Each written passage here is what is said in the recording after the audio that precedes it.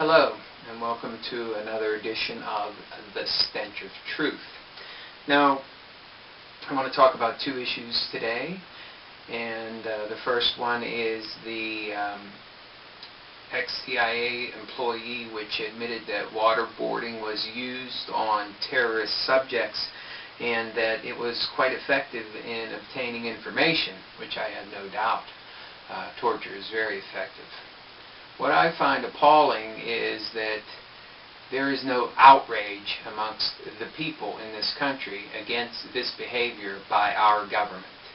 Because if we allow torture to happen in these supposed extraordinary circumstances in the war on terror, then we will soon allow it here at home against our own citizens by law enforcement personnel and other people in authority for the obtaining of information that they deem is vital for some purpose, whether that is to solve a crime or whatever. It won't matter. People should be outraged at this. They should be outraged and they should demand that this be stopped and that it never happen again, because we're only one step away from bringing it home and having it happen here. If we allow it in one instance, we'll allow it again. And the reason why there is no outrage is because the people in this country have been so dumbed down and so brainwashed that they fear change, even though the climate that we live in now is not very conducive to living a productive life. Even though some people would call what we're living in a police state. Even though some people would say that this is the worst time to be alive in the United States. People will not be outraged because they fear change.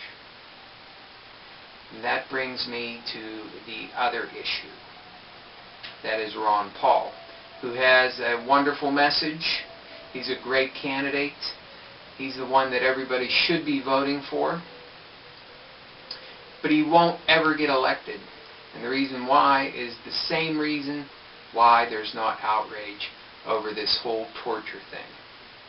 And that is because of the dumbed down, brainwashed nature of the population of this country.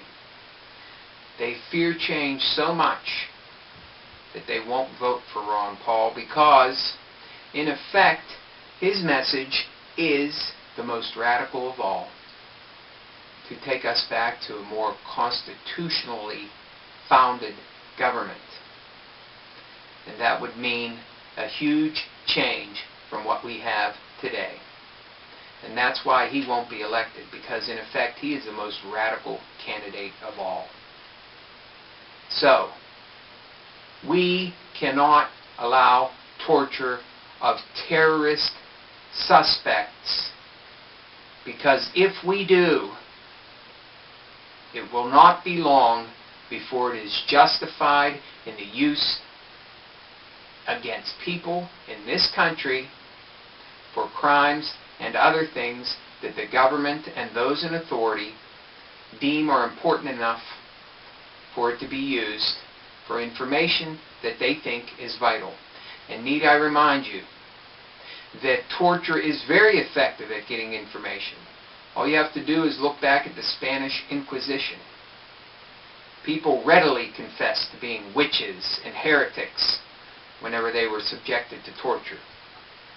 The information that is obtained through these means is open to question. We should all be outraged. And not only that, the same drive that should make us be outraged by the use of torture by this government is the same type of thing that we should grasp whenever we go to vote.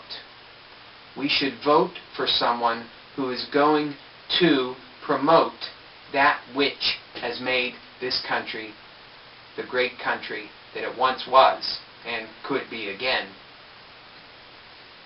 So If you feel a stirring inside of you about Ron Paul's message, and you think that he has something, and yet you're not going to vote for him because you fear that amount of change, maybe you need to rethink what you're doing.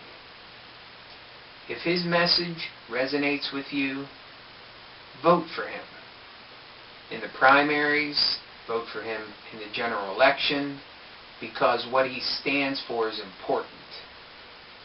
If it doesn't resonate with you, if you don't feel that stirring deep inside you, which you are trying to cover over with fear, then don't vote for him.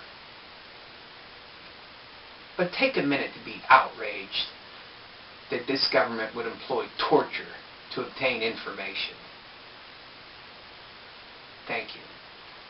Good night.